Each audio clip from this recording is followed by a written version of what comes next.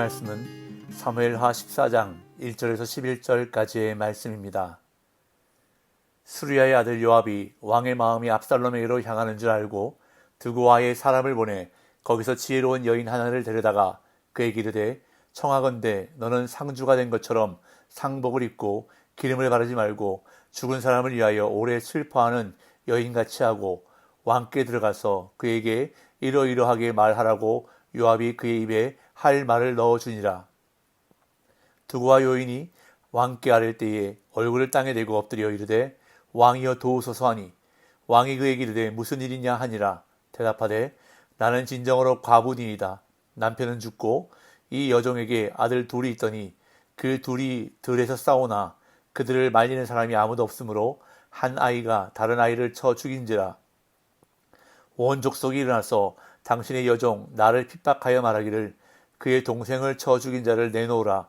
우리가 그의 동생 죽인 죄를 갚아 그를 죽여 상속자 될 것까지 끊겠노라 하오니 그러한즉 그들이 내게 남아있는 숯불을 꺼서 내 남편의 이름과 씨를 세상에 남겨두지 아니하겠나이다 하니 왕이 여인에게 이르되 내 집으로 가라. 내가 너를 위하여 명령을 내리리라 하는지라. 드고와 여인이 왕께 아뢰되 내 주 왕이여 그 죄는 나와 내 아버지의 집으로 돌릴 것이니 왕과 왕위는 허물이 없으리이다. 왕이 이르되 누구든지 네게 말하는 자를 내게로 데려오라. 그가 다시는 너를 건드리지도 못하리라 하니라. 여인이 이르되 청하건대 왕은 왕의 하나님 여호와를 기억하사 원수 갚는 자가 더 죽이지 못하게 하옵소서. 내 아들을 죽일까 두렵나이다 하니 왕이 이르되 여호와께서 살아계심을 두고 맹세하노니 네 아들의 머리카락 하나도 땅에 떨어지지 아니하리라 하니라. 아멘. 압살롬은 암논을 죽이고 그술이라는 왕국으로 도망쳤습니다. 여동생 다말의 일로 이복형이었던 암논에게 복수했던 압살롬은 이스라엘을 떠나 외할아버지인 그술 왕 달메에게로 가 3년을 지내게 됩니다. 다윗은 여전히 압살롬의 문제를 두고 고심하고 있었습니다. 이를 알아챈 다윗의 군대장관 요압은 인간적인 방법을 사용해 다윗과 압살롬의 화해를 주선합니다. 그리하여 요압의 계획대로 압살롬이 돌아오면서 그의 계획이 성공한 것처럼 보여지지만 압살롬의 귀환은 결국 반역이라는 다윗 왕국 최대의 위기를 가져오게 됩니다. 다윗의 조카이자 군사령관인 요압은 다윗 왕이 압살롬 때문에 고민이 깊다는 사실을 알고 이 문제를 해결하고자 드고아의 사람을 보내어 지혜로운 여인 하나를 데리고 옵니다. 그리고 그 여인과 한편의 연극을 준비합니다. 1절에서 3절입니다. 수르야의 아들 요압이 왕의 마음이 압살롬에게로 향하는 줄 알고 드고아의 사람을 보내 거기서 지혜로운 여인 하나를 데려다가 그에게 이르되 청하건대 너는 상주가 된 것처럼 상복을 입고 기름을 바르지 말고 죽은 사람을 위하여 오래 슬퍼하는 여인같이 하고 왕께 들어가서 그에게 이러이러하게 말하라고 요압이 그의 입에 할 말을 넣어주니라. 다윗은 아들 압살롬을 향한 애절한 그리움을 품고 있었습니다. 하지만 그는 왕으로서 정의를 실현하고 질서를 바로잡아야 할 책임도 안고 있었습니다. 이렇게 압살롬의 문제를 두고 고심하는 다윗의 마음을 요압이 알아차렸습니다. 그래서 요압은 다윗과 압살롬을 이어주는 역할을 하려고 계획을 세웠습니다. 그런데 겉으로 보기에는 선의를 가지고 다윗을 도우려는 것처럼 보이지만 그의 기회주의적인 모습을 생각할 때 여기에도 분명 숨은 의도가 있는 것으로 보입니다. 아마도 압살롬에게 도움을 주면서 왕위 후계 구도에서 그의 편에 서고자 했을 것입니다.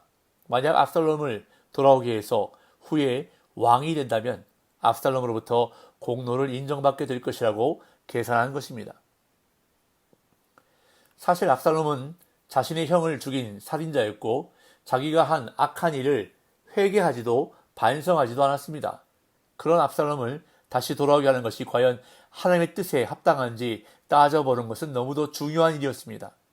그러나 요압은 단지 자신의 입신양명에만 눈이 멀어 압살롬을 돌아오게 하도록 꾀를 내었습니다.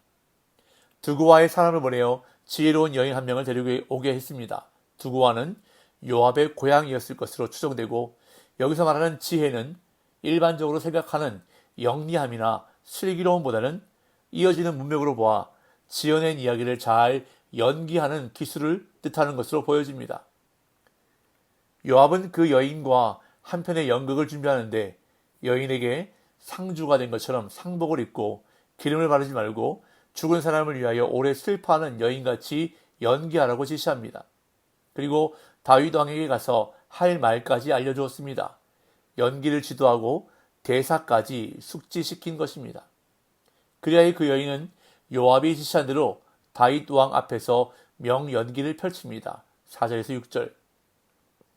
두고와 여인이 왕께 아릴 때에 얼굴을 땅에 대고 엎드려 이르되 왕이여 도우소서 하니 왕이 그에게 이르되 무슨 일이냐 하니라. 대답하되 나는 진정으로 과부니이다. 남편은 죽고 이 여종에게 아들 둘이 있더니 그들이 둘이서 싸우나 그들을 말리는 사람이 아무도 없으므로 한 아이가 다른 아이를 쳐 죽인지라. 두고와에서 온 여인은 아들을 잃고 상주가 된 것 같은 차림으로 다윗에게 나아가 얼굴을 땅에 대고 엎드려 왕이여 도우소서라고 말합니다. 여기서 도우소서라는 표현은 소송권을 가지고 온 사람이 왕정에서 재판관의 역할을 맡은 왕에게 의뢰하는 말이었을 것입니다. 이에 다윗 왕은 무슨 일이냐 라며 관심을 가집니다. 그러자 여인은 요압이 시킨 대로 연기하기 시작했습니다. 먼저 나는 진정으로 과부니이다 라고 자신을 소개합니다. 당시 과부는 왕이나 재판관이 특별히 세심하게 돌봐야 하는 소외 계층이었기에 다윗 왕의 관심을 더 많이 끌 수 있었을 것입니다. 그런 다음 여인은 본격적으로 요압이 자신에게 일러준, 즉 지어낸 이야기를 마치 자신의 이야기인 것처럼 다윗에게 말합니다. 남편은 죽고 이 여종에게 아들 둘이 있더니 그들이 들에서 싸우나 그들을 말리는 사람이 아무도 없으므로 한 아이가 다른 아이를 쳐 죽인지라. 자신에게 아들이 둘이 있는데 들에서 서로 싸우다가 말릴 사람이 없어서 한 아들이 다른 아들을 죽였다는 것입니다. 압살롬과 암논의 갈등과 압살롬의 살인을 생각나게 하는 이야기입니다. 그런데 온 족속이 일어나서 살인을 저지른 아들까지 죽이려 한다고 여인은 이야기합니다. 7절. 온 족속이 일어나서 당신의 여종 나를 핍박하여 말하기를 그의 동생을 쳐 죽인 자를 내놓으라. 우리가 그의 동생 죽인 죄를 갚아 그를 죽여 상속자 될 것까지 끊겠노라 하오니 그러한즉 그들이 내게 남아있는 숯불을 꺼서 내 남편의 이름과 씨를 세상에 남겨두지 아니하겠나이다 하니. 여기서 말하는 온 족속은 온 집안 사람들을 가리킵니다. 형이 동생을 쳐 죽였다는 사실을 알게 된 집안 사람들이 그 형을 죽이려 한다는 것입니다. 이것은 살인자에 대한 율법을 근거로 한 것인데 출애굽기 21장 12절에 의하면 사람을 쳐 죽인 자는 반드시 죽일 것으로 명시되어 있습니다. 그러나 지금 이 여인이 한 말의 강조점은 그 율법이 아니라 집안 사람들이 한 말, 즉 그를 죽여 상속자 될 것까지 끊겠노라 라는 말의 부당함이었습니다. 만일 남은 이 아들마저 죽으면 이 과부는 생계조차 막막해지기 때문에 여인은 왕에게 도와달라고 호소하는 것입니다. 요압이 만들어낸 이 이야기는 다윗이 마주한 상황을 빗대어 이야기로 만들어낸 것입니다. 문맥상 여인이 말하는 상속자는 압살롬을 말하는 것입니다.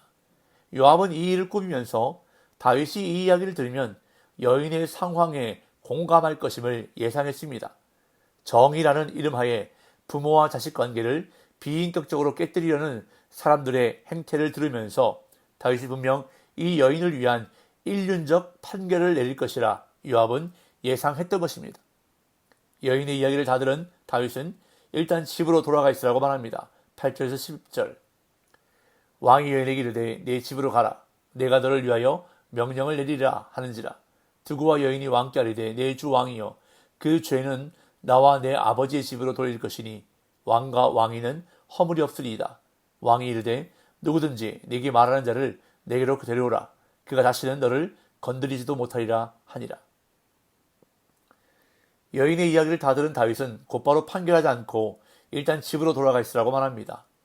살인을 고려하면 사형이 맞지만 과부인 여성의 권리를 생각하면 사면해 주는 것도 약자를 보호하는 차원이 될 것이기에 쉽사리 판결할 수 없었을 것입니다. 이렇게 다윗이 곧바로 판결을 하지 않자 여인은 더 간청하면서 왕이 무슨 일을 하든지 간에 그 책임은 자신에게 있다고 말합니다.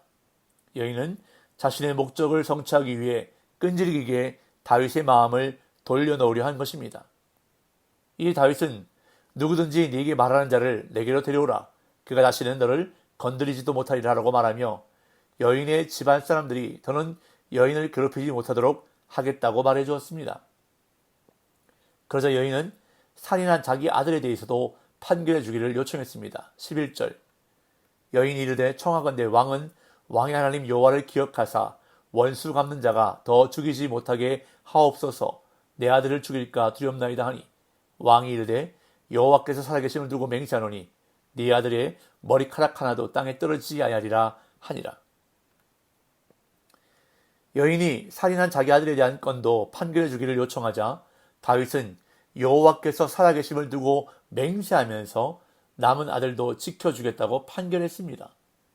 이로써 다윗은 앞서 밧세바 사건 이후 나단 선지자가 찾아와서 비유를 전했을 때와 마찬가지로 다시 한번 스스로 빠져나갈 수 없는 판단을 먼저 하게 된 것입니다.